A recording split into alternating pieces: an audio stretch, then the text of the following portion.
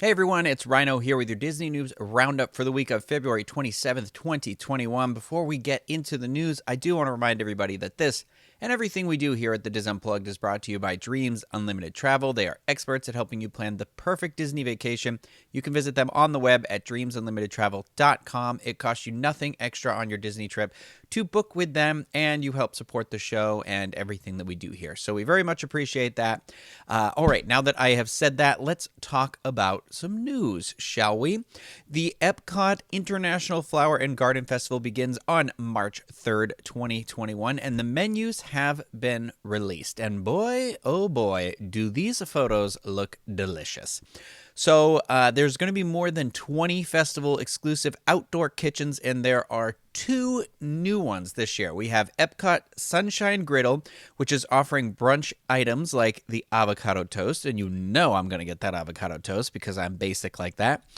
There's shrimp and grits, corned beef, brisket hash with house-made potato barrels, onions, peppers, cheese curds, and a soft poached egg with Tabasco hollandaise, and fried cinnamon roll bites with cream cheese frosting and candied bacon. I am like, my mouth is watering. I am stumbling over my words because I am just like ready for this. I love food. You know me. The other new booth this year is going to be the Epcot Farmer's Feast, which is a rotating seasonal menu, and that'll offer the finest local ingredients throughout the menu. So that's going to, throughout the festival, on the menu. That is going to change from, I don't know, week to week. This is a 2-month festival, or March, April, May, June, July. I lied. This is a 4-month festival because it goes through July, right? So I assume it'll get refreshed every so often. So now, personally, I am looking forward to the Trowel and Trellis booth hosted by Impossible Foods because there's going to be a boneless Impossible Korean short ribs dish here that is served with cilantro lime rice, dan muji slaw, and kimchi mayonnaise. I said all those words funny. The cilantro I could live without, however, I am ready to try this dish, okay? I am into it. There's a lot of interesting plant-based options this time around, like the sopa de chorizo, which is a plant-based ground chorizo on fried corn dough with black beans and avocado mousse that I'm also looking forward to. That one's going to be in the Jardín de Fiestas booth. Man, I cannot talk. I'm telling you, salivating at the mouth right now. So speaking of plant-based items, the Garden Graze will be back this year. And for those of you who may not know, like myself until this video, if you don't know what that is, it's kind of like the cookie stroll that they did for the Festival of the Holidays. It's technically free to participate in, although obviously you have to buy the food in order to participate in the stroll. And this year, all the items are plant-based and sound delicious. So here's how it works. There's like a list of 5 foods that are inside of your festival passport. You're going to find them. There's going to be a spot for a stamp or a sticker. Once you've collected all those 5 items, you can go to the Pineapple Promenade booth for a prize. And I guess the prize last year was a lime Dole Whip, which sounds great, inside of a commemorative flower and garden glass. So the best thing about this stroll is you really don't have to do it in one day. You have the entire festival, the entire time of this festival to do it. So hitting 5 items in that amount of time, if you're a local, that's not going to be that difficult. So I believe you have until the end of the festival or until those prizes run out, I assume. So I don't know. And I want to talk about one more thing to do with Flower and Garden before I move on, and that is going to be the entertainment. And the usual suspects of late are going to be performing at the festival this year, like the Jammin' Gardeners, Voices of Liberty, Mariachi Cobre, along with the Pianists in the World Showplace building. In addition to those performances, there's also going to be some local cover bands thrown into the mix as well. We have Epic, Motown in Motion, Vintage Vinyl Band, The Hooligans, The Spasmatics, and Latin Ambition.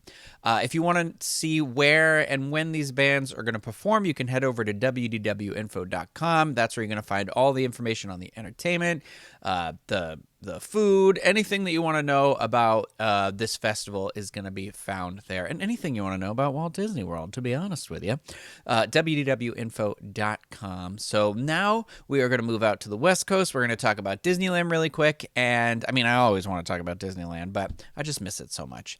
And we have some more info on that hard ticket event that we had talked about that is set to take place out there. It is called A Touch of Disney, and that is going to begin on March 18th, 2021, and will cost $75.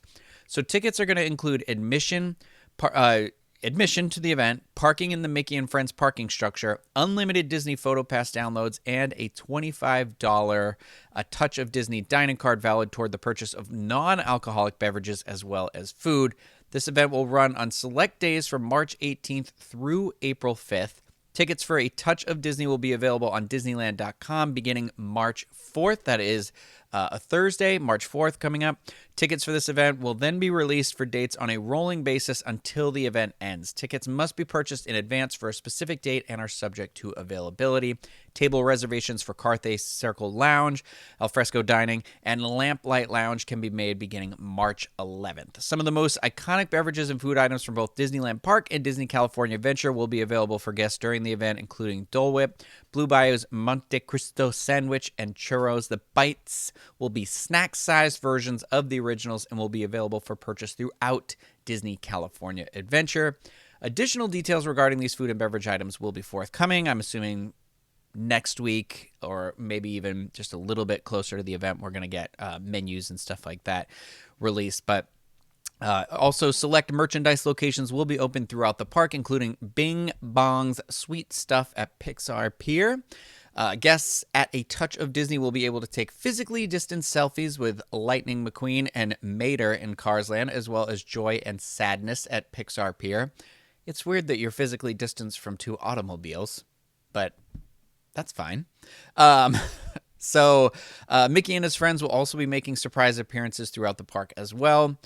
I believe that it has been $10 to park to go to Downtown Disney when it was open off and on. And then in the announcement, like I just read, it said that there were $25. You were getting $25 towards food and non-alcoholic drinks. So if we remove that from the $75 price tag, we're basically saying it costs $40 to, and I know that FastPass adds an added value to that. I mean, that was, I believe, included with your Max Pass if you got that, and that used to be $10 a day, and then it went to $15 a day.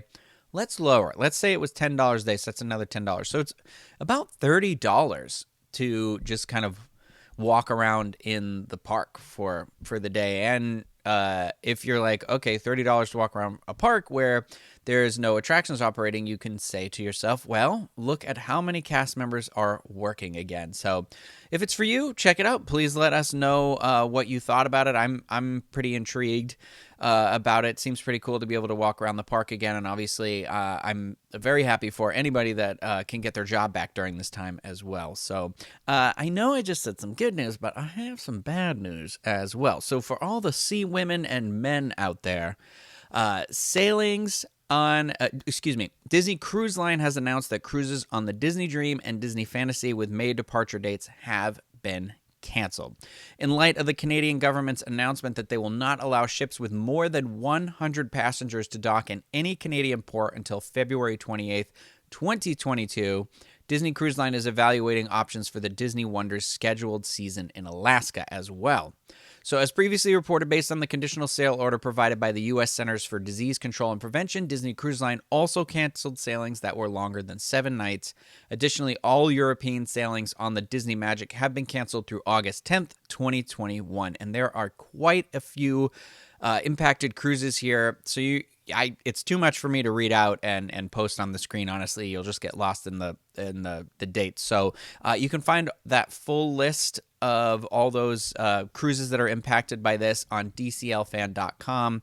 And affected guests who have paid their cruises in full will be given the choice of a 125% future cruise credit to be used for a future sailing on or before September 30th, 2022, or a full refund. Should you need the assistance of an experienced Disney travel planner with rebooking your next Disney Cruise Line vacation, please reach out to the travel agents at Dreams Unlimited Travel.